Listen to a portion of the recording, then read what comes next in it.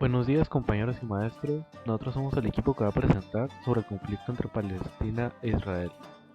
Estamos conformados por Jaime Cázares Manso, Estrella Martínez Ramos, Gertrude Raquel Quintana y Emiliano Barona Ramos. Cualquier comentario o duda al final de la presentación. Gracias. Lo primero será ver los inicios del conflicto entre Palestina e Israel que iniciaron en 1947.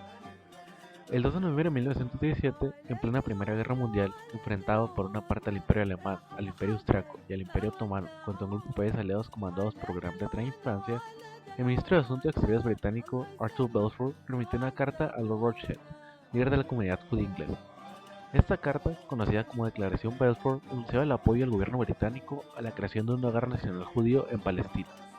Con esta medida, los británicos buscaban el apoyo de las comunidades judías, sobre todo las de Estados Unidos, en contra de los imperios centrales y, muy especialmente, contra el Imperio Otomano, quien controlaba Palestina desde el siglo XVI.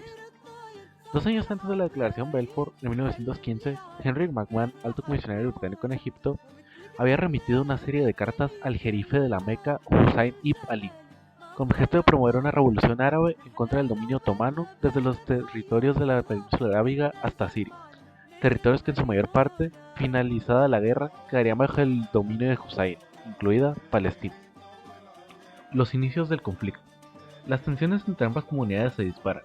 Entre los judíos se crea la organización de autodefensa Gana y el grupo terrorista Irgun.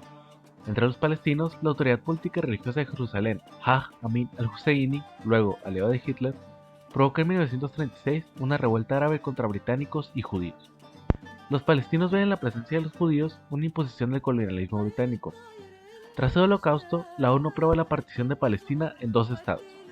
Los judíos aceptan, pero los palestinos no. Las hostilidades surgen y en mayo de 1948 el primer ministro David Ben Gurion declara la guerra de independencia del Estado de Israel. Horas después, 7 naciones árabes le declaran la guerra a Israel que la gana. Israel amplía sus fronteras y 700.000 palestinos abandonan sus hogares. Los territorios. Pero antes de pasar al conflicto, debemos analizar una cosa importante, que se conoce como Palestina y que como Israel. Se denomina como Palestina al territorio comprendido entre el mar Mediterráneo y las inmediaciones de la depresión del río Jordán de oeste a este, y entre algunas zonas del Líbano actual hasta el río Litani y algunas zonas del Negev. Históricamente, el espacio territorial que ocupa Palestina ha sido una importante ruta comercial entre continentes y como tal ha albergado diversas culturas y formas de pensamiento. Israel es un país de Oriente Próximo ubicado en la ribera sudoriental del mar Mediterráneo. Es una nación con especial significado religioso, pues en sus territorios se ubican lugares santos, 3 de las más importantes religiones del mundo, el judaísmo, el cristianismo y el islamismo. Sin embargo, se trata de un estado reciente, cuyos orígenes tienen sus raíces en un ideal religioso, una coyuntura histórica y social y un activismo pro-israelita con base en Europa y los Estados Unidos de América. El pueblo judío está siempre ligado al Medio Oriente, donde se encontraba Sion, la tierra de Israel, y de la cual fueron expulsados, lo que inicia la historia errante del pueblo judío. El deseo de volver algún día a las tierras de los ancestros y crear un ser israelí siempre quedó latente en los corazones de los judíos, transmitiéndose de generación en generación. No obstante, ese ideal solo empieza a materializarse con el surgimiento del movimiento sionista. ¿Qué es el sionismo? El sionismo surgió en Europa a mediados del siglo IX y puede definirse como el movimiento de liberación nacional del pueblo judío. Su objetivo es concentrar a la población judía en un solo territorio, creando un estado libre y soberano que ponga fin al éxodo del pueblo. El movimiento sionista surgió en una época en que se expandían los pensamientos nacionalistas y los procesos coloniales, por lo que sus fundadores estuvieron directamente influenciados por dos factores. Los territorios de Transjordania y Palestina resultaron ser los idóneos para realizar el proyecto sionista. Primero, por ser las míticas tierras en que habitaron sus ancestros y segundo, por las coyunturas políticas de los territorios tras la retirada de los turcos y durante el mandato británico. En resumen, el proyecto sionista se fundamentó en la colonización de los territorios que conforman su nación, mediante la inmigración paulatina de judíos provenientes de Europa que crearon asentamientos y expulsaron a los pueblos árabes ahí radicados. ¿Por qué se fundó Israel en Medio Oriente? La tradición judía indica que la zona en la que se asienta Israel es la tierra prometida por Dios al primer patriarca Abraham y a sus descendientes. La zona fue invadida en la antigüedad por asirios, babilonios, persas, macedonios y romanos, y Roma fue el imperio que le puso a la región el nombre de Palestina, y que 7 décadas después de Cristo impuso a los judíos de su tierra tras combatir movimientos nacionalistas que perseguían la independencia. El Comité Especial de las Naciones Unidas sobre Palestina aseguró que en el informe de la Asamblea General el 3 de septiembre de 1947 que los principales motivos para que el Estado judío se estableciera en Medio Oriente se centraban en argumentos basados en fuentes bíblicas e históricas. En la Declaración de Balfour de 1917, en la que el gobierno británico se declara a favor de un hogar nacional para judíos en Palestina y en el mandato británico sobre Palestina. Allí se reconoció la conexión histórica del pueblo judío con Palestina y las bases para reconstruir el hogar nacional judío en dicha región. Tras el holocausto nazi contra millones de judíos en Europa, antes y durante la Segunda Guerra Mundial, creció la presión internacional para el reconocimiento de un Estado judío, y al no poder resolverlo, el gobierno británico llevó el problema a la ONU. El 29 de noviembre de 1947, la Asamblea General aprobó un plan para la partición de Palestina, que recomendaba la creación de un Estado árabe independiente y uno judío y un régimen especial para la ciudad de Jerusalén. Sin embargo, el plan fue aceptado por los israelíes, pero no por los árabes, que lo veían como una pérdida de su territorio. Por eso nunca se implementó. Un día antes de que se expirara el mandato británico de Palestina, el 14 de mayo de 1948, la Agencia Judía para Israel, representante de los judíos durante el mandato, declaró la independencia del Estado de Israel. Al día siguiente, Israel solicitó ser miembro de Naciones Unidas.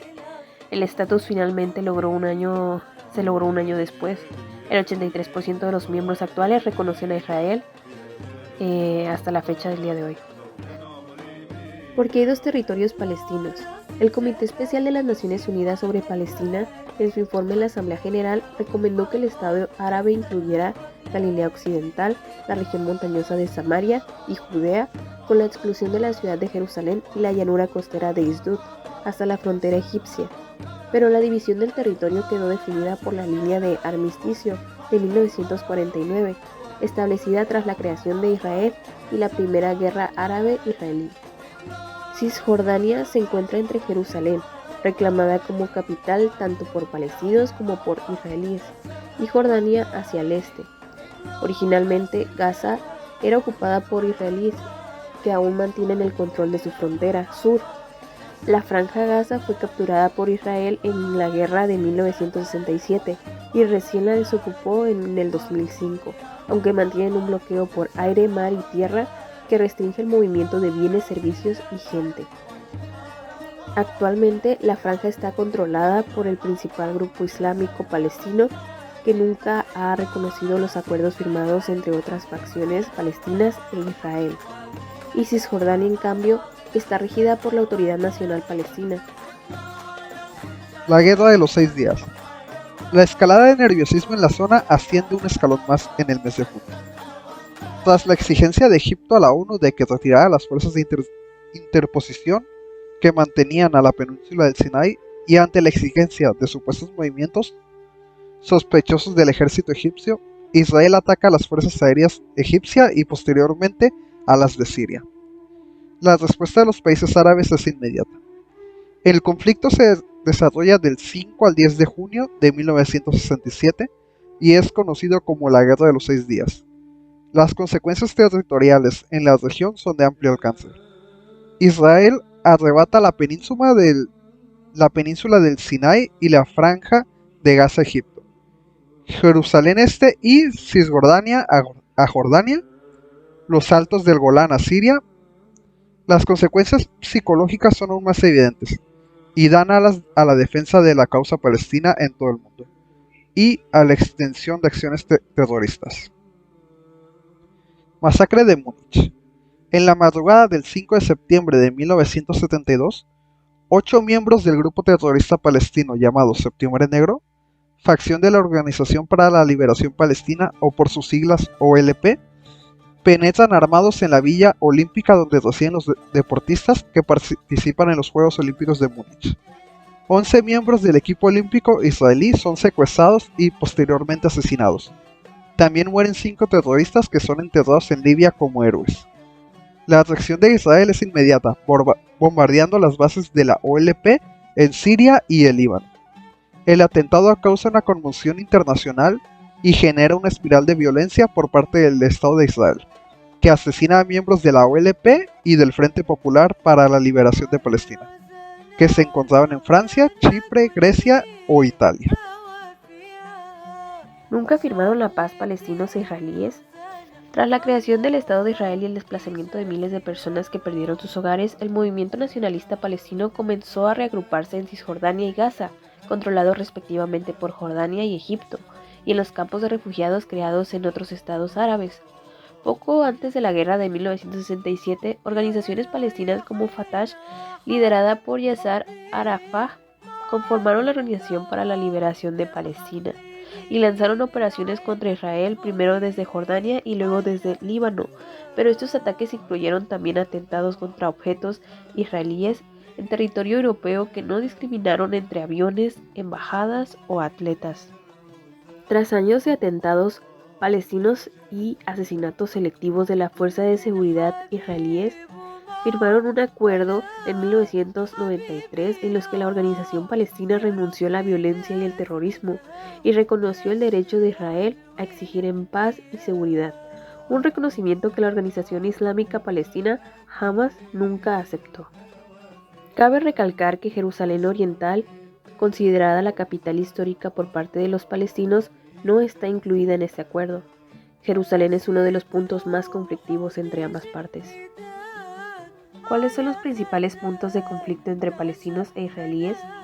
La demora para el establecimiento de un Estado palestino independiente, la construcción de asentamientos de colonos judíos en Cisjordania y la barrera de seguridad en torno a este territorio, condenada por la Corte Internacional de Justicia de La Haya, han complicado el avance de un proceso de paz. Pero estos no son los únicos obstáculos, tal como quedó claro en el fracaso de las últimas conversaciones de paz serias entre ambos grupos. Las diferencias parecen irreconciliables. En el caso de Jerusalén, Israel reclama soberanía sobre la ciudad, sagrada para judíos, musulmanes y cristianos, y asegura que es su capital tras tomar Jerusalén Oriental en 1967. Esto no es reconocido internacionalmente. Los palestinos quieren que Jerusalén Oriental sea su capital. Fronteras y terreno. Los palestinos demandan que su futuro estado se conforme de acuerdo a los límites previos al 4 de junio de 1967, antes del comienzo de la Guerra de los 6 días, algo que Israel rechaza. Asentamientos.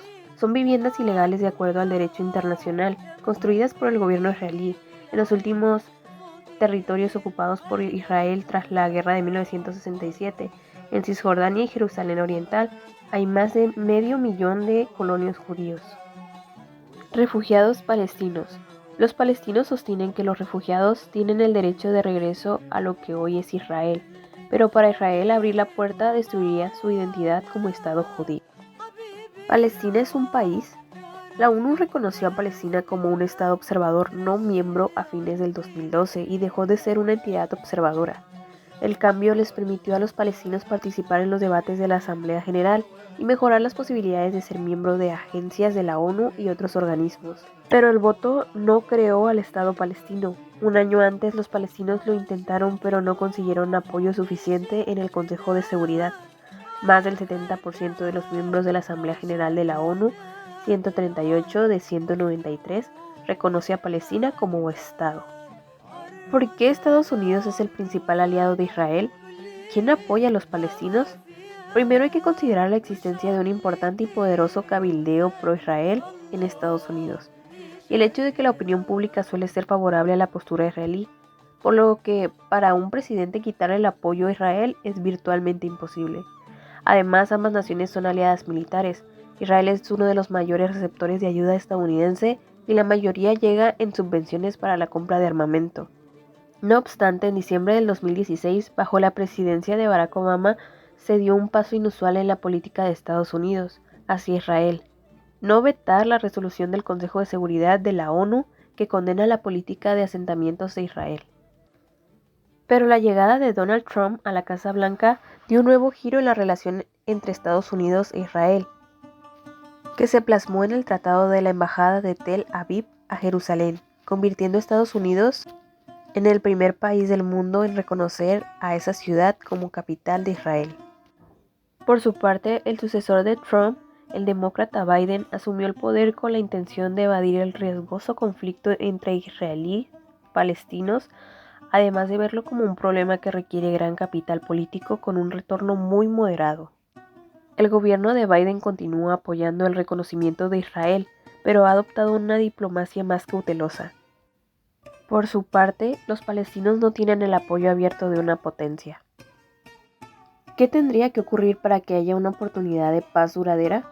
Los israelíes tendrían que apoyar un Estado soberano para los palestinos, que incluya a Hamas, levantar el bloqueo a Gaza y las restricciones de movimientos en Cisjordania y Jerusalén Oriental.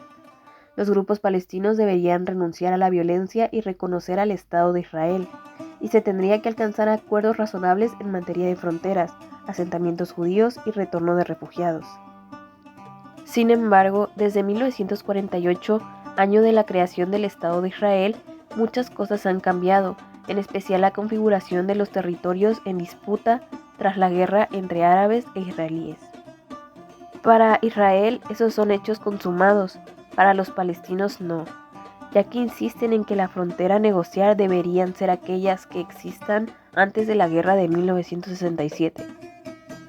Además, mientras en el terreno bélico las cosas son cada vez más incontrolables, en la Franja de Gaza existe una especie de guerra silenciosa en Cisjordania, con la continua construcción de asentamientos judíos, lo que reduce, de hecho, el territorio palestino en esas zonas autónomas.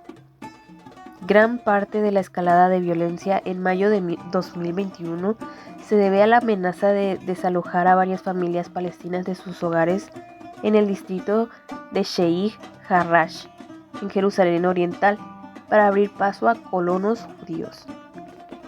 Pero quizás el tema más complicado por su simbolismo es Jerusalén, la capital tanto para palestinos como para israelíes. Un pacto definitivo nunca será posible sin resolver este punto. Otros podrían negociarse con concesiones. Jerusalén no. ¿Qué está pasando actualmente entre Israel y Palestina? Desde el 10 de mayo de este año, innumerables misiles van y vienen entre Gaza y ciudades de todo Israel, en uno de los episodios más sangrientos del conflicto palestina-israelí en años. Una disputa que comenzó en un barrio de Jerusalén se ha convertido en una guerra que ahora se extiende por Israel, los territorios palestinos y partes del Líbano. Pobreza. Las restricciones israelíes a la libre circulación de personas y mercancías constituyen un perjuicio enorme para la economía palestina. En Gaza, donde la pobreza es mayor, 1 de cada 2 jóvenes tienen la suerte de trabajar. Las consecuencias de la pobreza en la vida de los civiles son múltiples. Su formación suele ser insuficiente al abandonar la escuela a muy temprana edad, en general para trabajar y ayudar a cubrir los gastos de sus familias. El matrimonio precoz de las niñas y la criminalidad de los adolescentes son también consecuencias de la pobreza. Derechos no concedidos. Derecho a la salud. En Palestina, el índice de mortalidad es 7 veces superior al de Israel. Son varias las causas de esta elevada mortalidad. El acceso a la sanidad puede resultar muy problemático en Palestina, debido al muro y a los checkpoints. Según distintos testimonios, ha habido casos en los que el ejército israelí ha impedido el paso a familias palestinas que iban al hospital. Derecho al agua.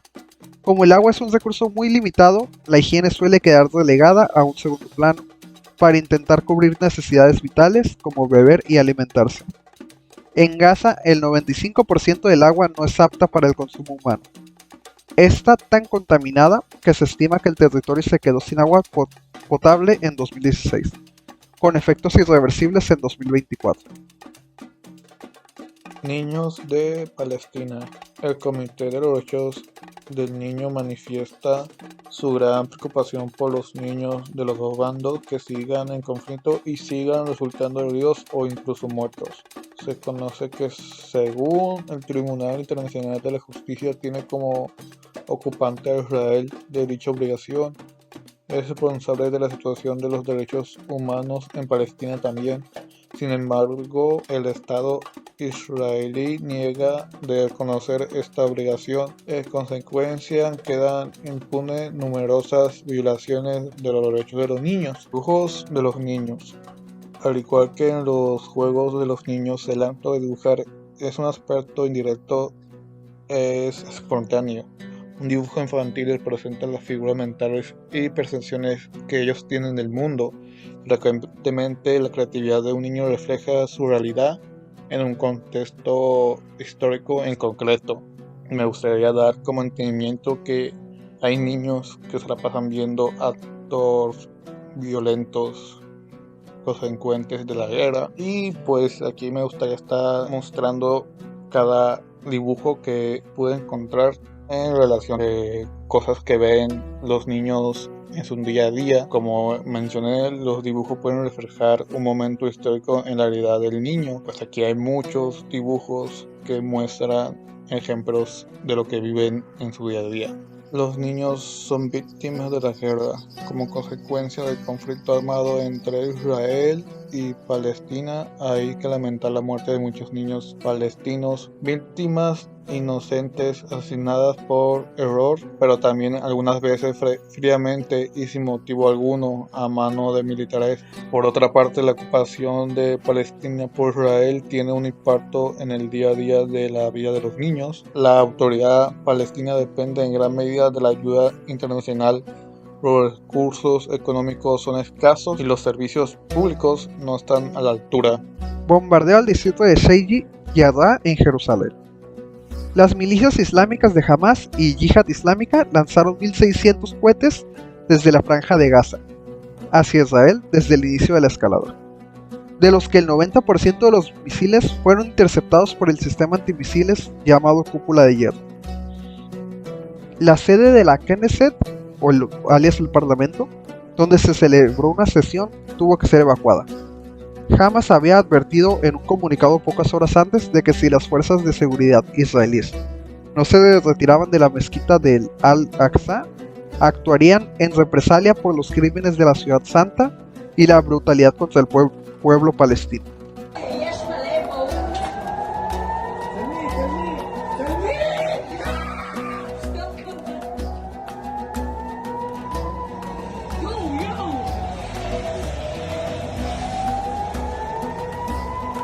A continuación se puede ver un video de la Cúpula de Hierro defendiendo territorios israelíes. El territorio palestino en el comercio internacional. Tenemos que el valor total de exportaciones de Palestina es de 1.104 millones de dólares. Su principal exportador es Israel con un valor de 828 millones y una proporción de 81.32%. De ahí tenemos a Jordania con el 6% de proporción y 71 millones de dólares. Emiratos Árabes Unidos con 2.94% y 32 millones de dólares, y Estados Unidos con un valor de 20 millones y una proporción de 1.80, y por último Arabia Saudita con un valor de 19 millones de dólares y una proporción de 1.75. De ahí pasamos a las importaciones, que tienen un valor de 6.613 millones de dólares. Principalmente también Israel tiene aquí un valor de 3.636 millones en exportaciones y una proporción de 54.98%. Las importaciones de Turquía, con un valor de 639 millones y una proporción de 10.12, están en segundo lugar. En tercer lugar tenemos a China, que importa 447 millones y tiene una proporción de 6.36%. De ahí las importaciones de Jordania por un valor de 996 millones con una proporción de 4.48%. Y por último Alemania importando 181 millones y una proporción de 2.74%. Territorio de Israel, comercio internacional. El valor total de las exportaciones que tiene es de 58.488 millones. Un 27% de esa cantidad se va a Estados Unidos, Un prácticamente 9% se va al Reino Unido. Un 7% se va a China. Otro 7% se va a la isla de Burker y ya prácticamente el otro 5% se va a China, que vendría siendo más como Hong Kong. Y en cuanto a las importaciones, un 16% viene de Estados Unidos, un 14% desde China, Desde la isla de Buquerque viene un 10%, casi 11%. Desde Alemania viene un 6% y también un 6% desde Turquía. El valor total de las importaciones es de 76.579 millones. La guerra del dinero. Existe un mercado de la violencia alimentada por la oferta y demanda tanto de productos, entre paréntesis armas, como de servicios. La venta de armas a Israel ha sido criticada. Sin embargo, organizaciones como Campaign Against Arms afirman que el comercio de armas del Reino Unido a Israel ha aumentado. Además, Alemania e Italia son vendedores de armas para Israel. Se estima que el valor de las armas que Israel ha adquirido a Alemania durante 2013 a 2017 asciende a 1.600 millones de dólares y de Italia asciende a 476 millones de dólares. Nos encontraremos con una falta de control del mercado de armas. Siguiendo este argumento, el problema de este tipo de mercado, a diferencia de otros, es que las armas destruyen y la perspectiva de los gobiernos que apoyan su proliferación debería ser que las armas son fines y no medios. El dinero surge como el principal motor de la guerra, que parece disociarse cada vez más de las razones políticas. Comercio internacional de armas. Más allá de lo que sea el bando correcto o incorrecto, lo cierto es que el comercio de armas genera una crisis humanitaria de equilibrios de poder asimétricos, intereses inherentes a las partes no implicadas directamente en el conflicto, entre otras cosas. La franja de Gaza ha sido un lugar de confrontación en el que miles de israelíes y palestinos han muerto por las armas durante décadas. Gracias a eso, el comercio de armas está sin duda en su gran apogeo en este lugar, México. El gobierno de México, por medio de la Secretaría de Relaciones Exteriores, expresó su consternación por el acelerado deterioro de la situación en Israel y Palestina e hizo un llamado a todas las partes por una inmediata toma de decisiones que ya no exponga un peligro a la vida y seguridad de la población civil. ¿Por qué los mexicanos no debe importar el conflicto de Israel y Palestina? Siria supo simplificar el conflicto entre Israel y Palestina como si algún país extranjero quisiera invadir y colonizar el territorio mexicano, algo que en la historia de México no es ajeno ni extraño a nosotros. Los mexicanos no verían como algo normal, lo verían como una una colonización por parte de la población extranjera que llega a colonizar un territorio ajeno. Como mexicanos esto nos perjudica de manera aparentemente indirecta, pero no es tan indirecta en la realidad. Es una bandeja mundial en el cual estamos insertos. Entonces, para la población mexicana común nos afecta en que se estén cometiendo injusticias y peor, que nos quedemos callados.